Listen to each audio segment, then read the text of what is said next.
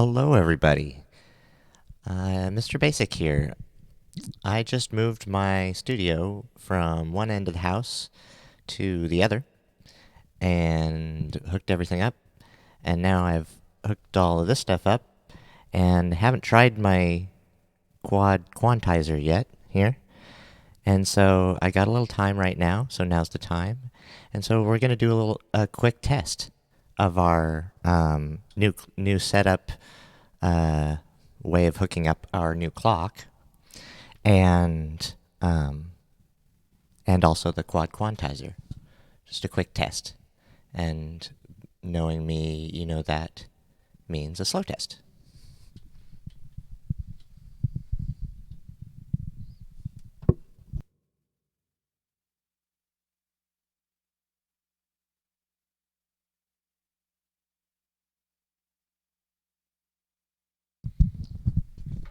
Maybe if I set the microphone here. Maybe I can just go like this. This if I need to say something.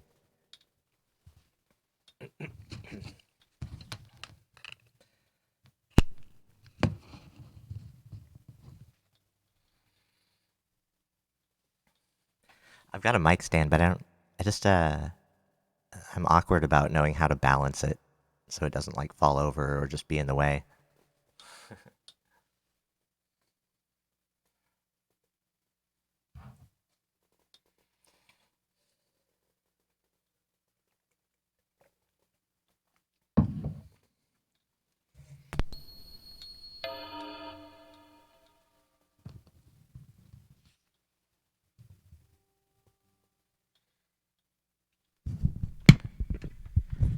All right, now what I've got going on here is I've got the RC 505's MIDI um, controlling everything. So it's at start.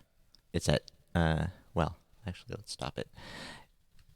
Since things generally in the chain need to be already on play to start playing when you play them from the master clock. But anyway, the master clock is the RC505, which is off camera here.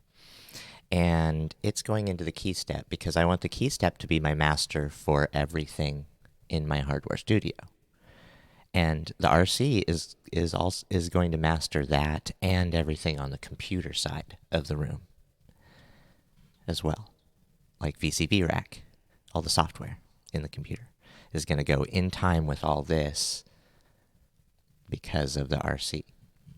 And so the key step being the master of everything here for clock, it'll go into the clock, the Synthetech MDiv here.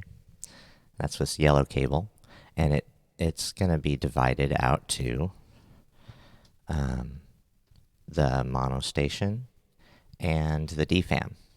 And so in this test, I hooked everything up and haven't tried it yet. So that's the thing is like, I usually do that. It's just like I build something and then see if it works because it's supposed to be like this way all the time sort of thing. I'm not the type that's going to keep on changing my modular setup after I have something good. Because this is mainly just synth modules that are all whole synthesizers that just go to effects, just to mixer, and it just happens to be racked instead of on desks as synthesizers. Anyway, so the thing about this is that I'm going to be sequencing two rings. Those are my sounds. One rings and the other rings are the sounds that we're working with. And then they're going to be, one rings is going to be sequenced by a sample and hold LFO. Not by the monostation, not by its CV, but by a sample and hold LFO. At doing various values, and then through the quantizer, that's going to come out as whatever it shows here. Like here, I programmed in B flat, and I press this button, Oh.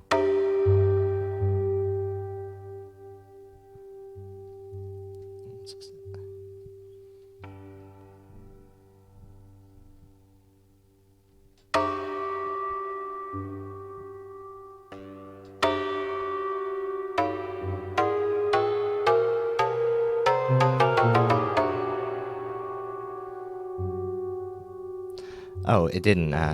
So I need to save.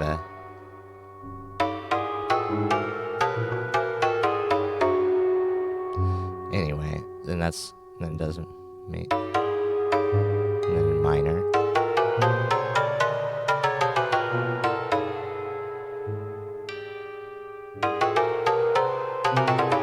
All right. Anyway, but we're not gonna. We just got distracted there.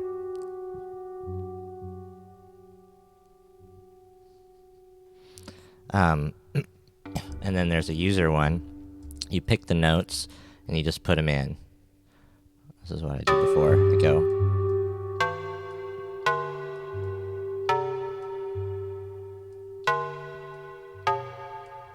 It's really easy. The knob and the button. Button turns them on and off. The knob is, you know.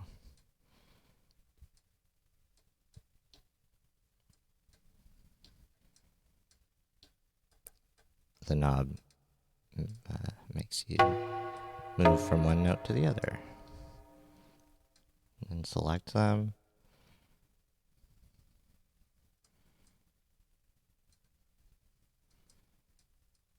We could do that, or we could do. Let's go back to.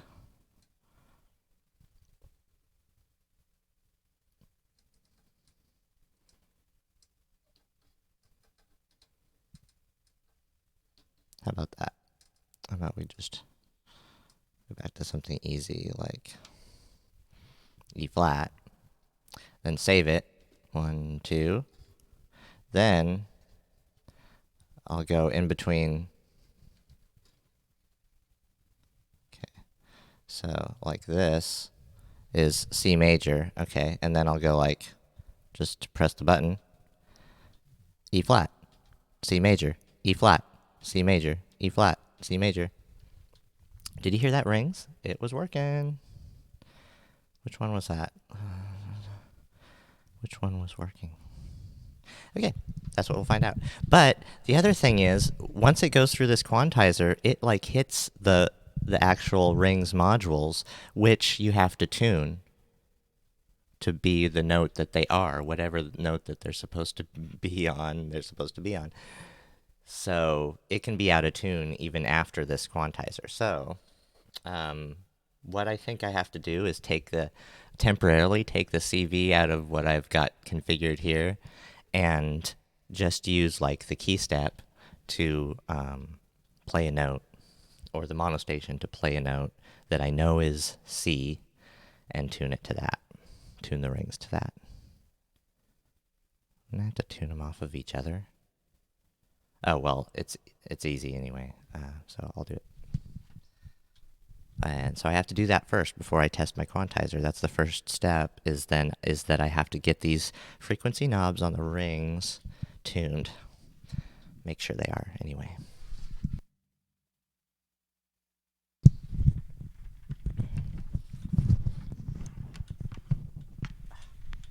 Sorry. Okay. So, make this quick. The CV.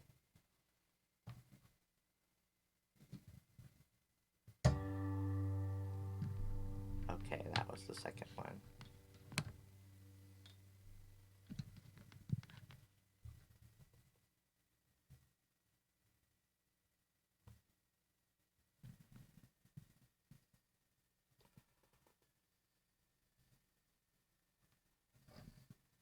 Okay, these two.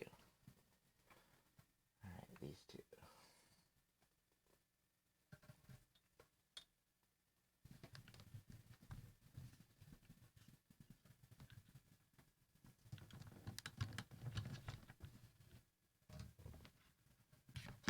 Oh.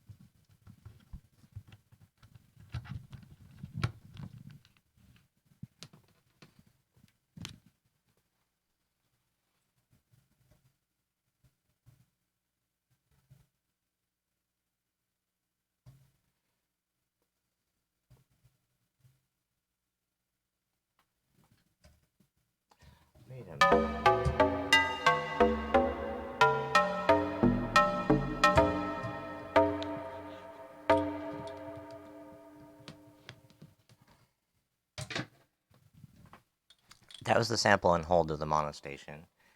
It's just always running. So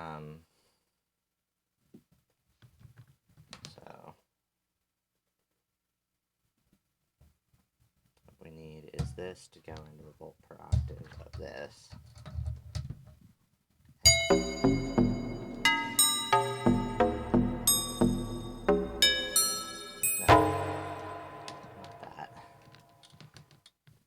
This.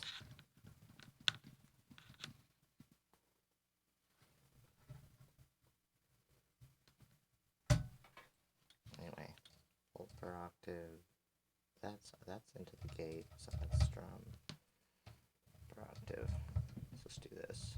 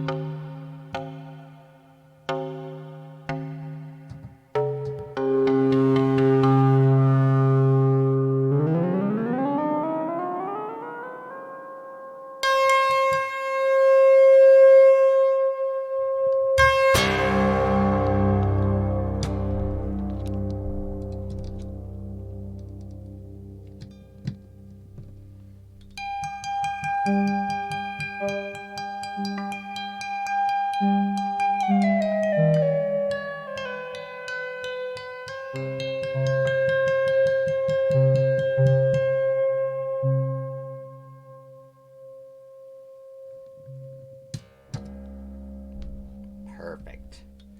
Perfect.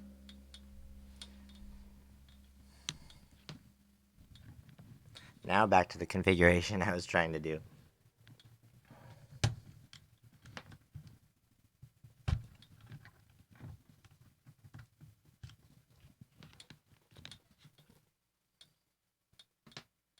Okay.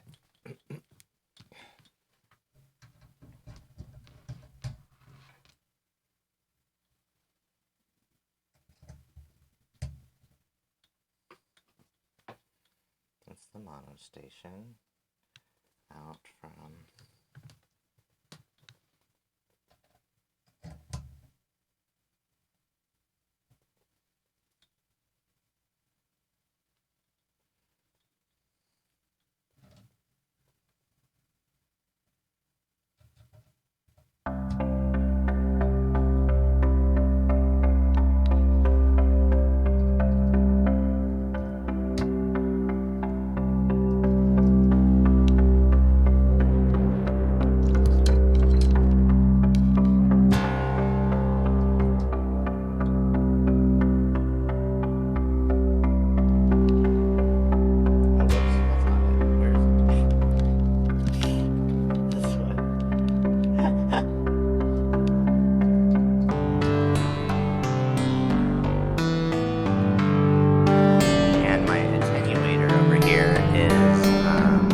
deciding the range of notes.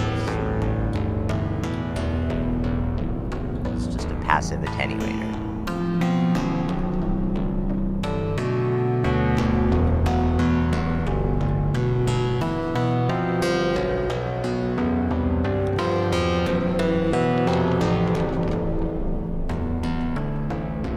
And the monostation sample and hold is when you hear it's going on its own tempo, because I haven't pressed play and had everything work together yet. I didn't start playing yet.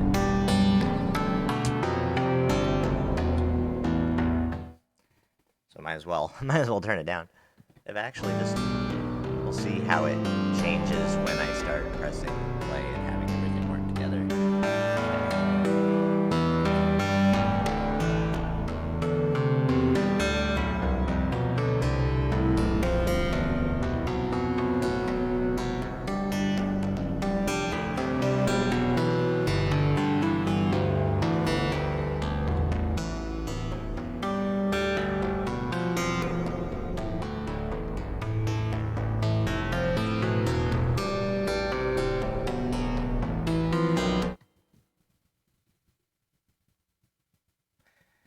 Okay, now for the DFAM's voice.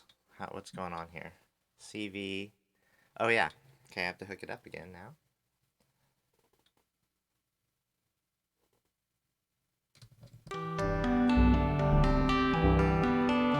Okay, and I'm thinking, this is my personal opinion, it'll be better without triggering the rings through the strum and just leave it like this because I think it'll ring out more.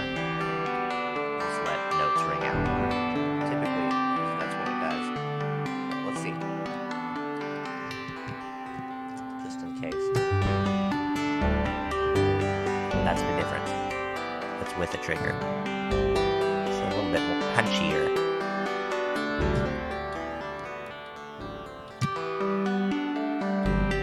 Yeah, this is a little bit softer.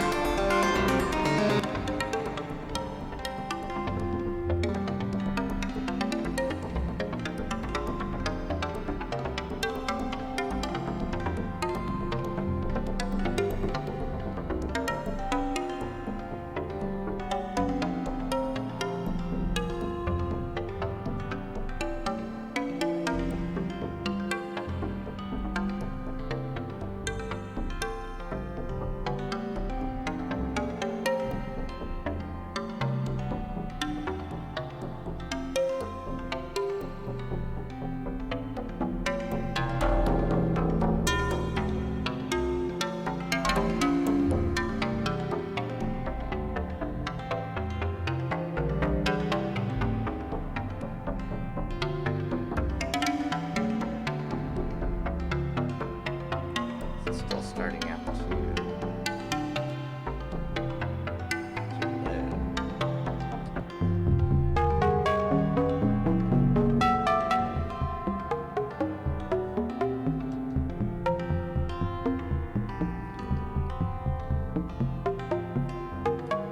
Oh, I know how to tune them with the quantizer.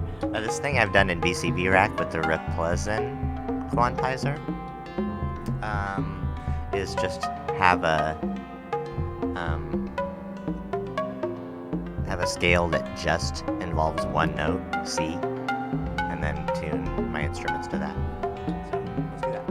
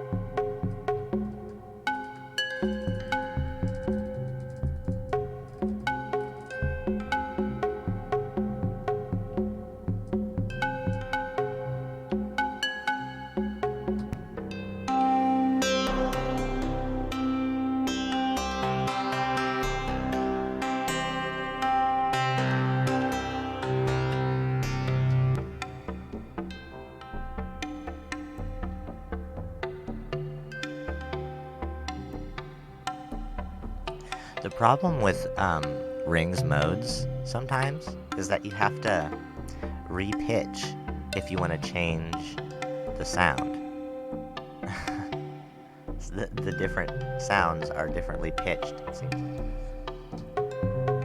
Like two are always the same, but this one is always, you have to tune it differently. This one.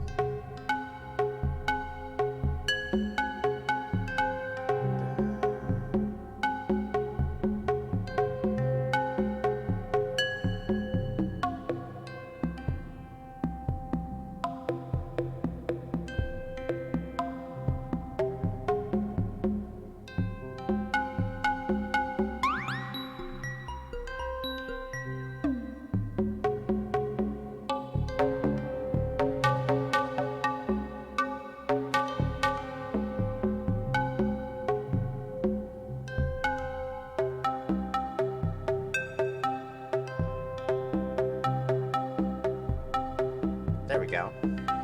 Okay.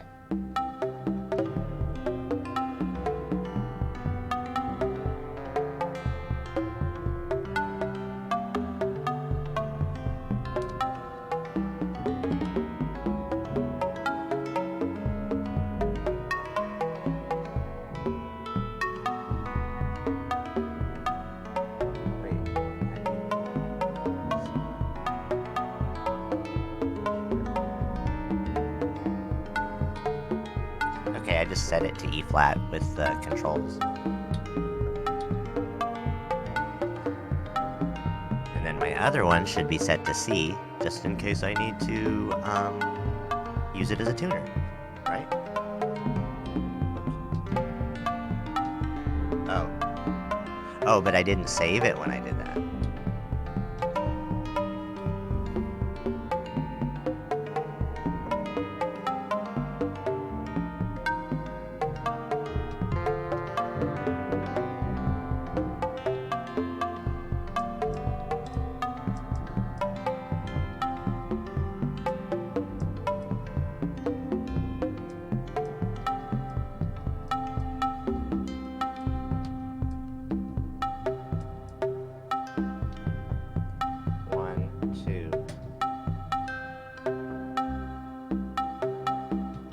Switch. Now it's E flat. Now it's C.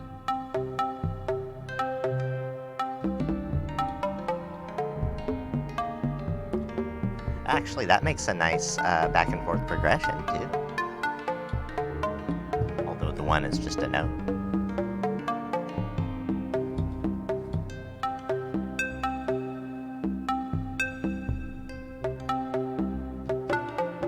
Gives the illusion of going to the C major scale, of having that as a root, when the E flat scale makes you think of E flat as the root, so it still changes like a chord progression, because then you kind of have the chord progression in your head, even though it's just one note.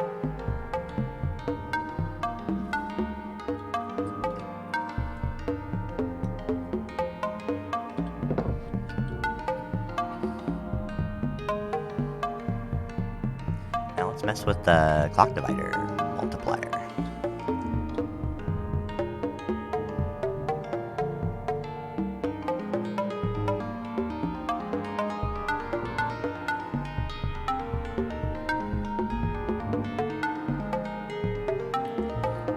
Now, luckily the Monostation's LFO has a sync button that says sync it with the time, and it does.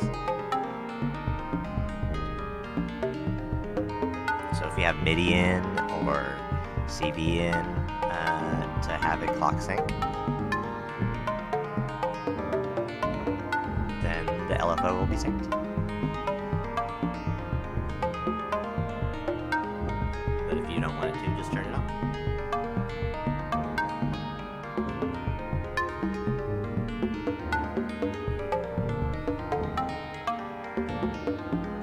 Cool thing about this Synthrotech is that you go from multiplying to dividing with this nice little nifty classic switch. It's got girth. I mean, it's got strength too.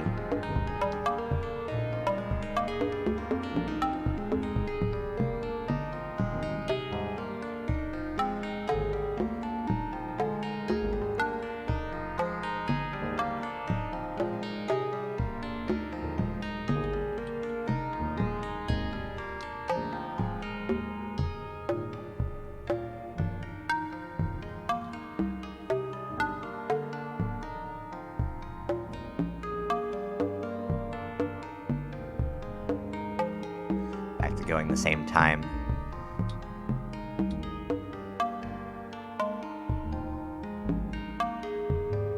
It already has its own variation enough, even if they're going the same speed. Now let's just switch it over from the DFAM being divided to being multiplied.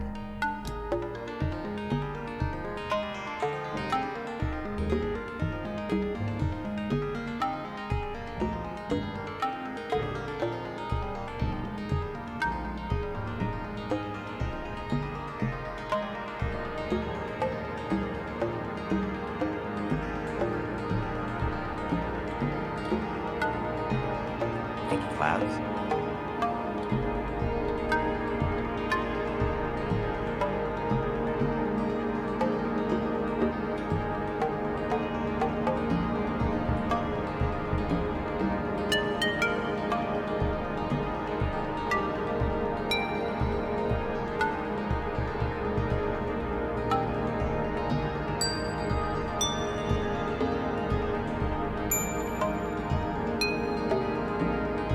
Okay.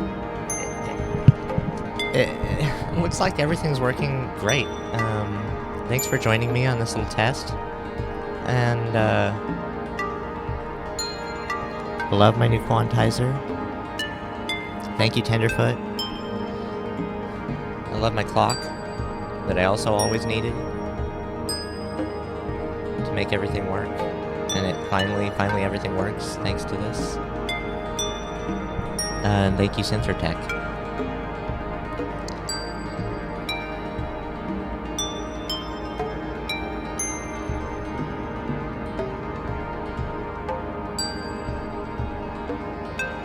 This is the new start to a beginning.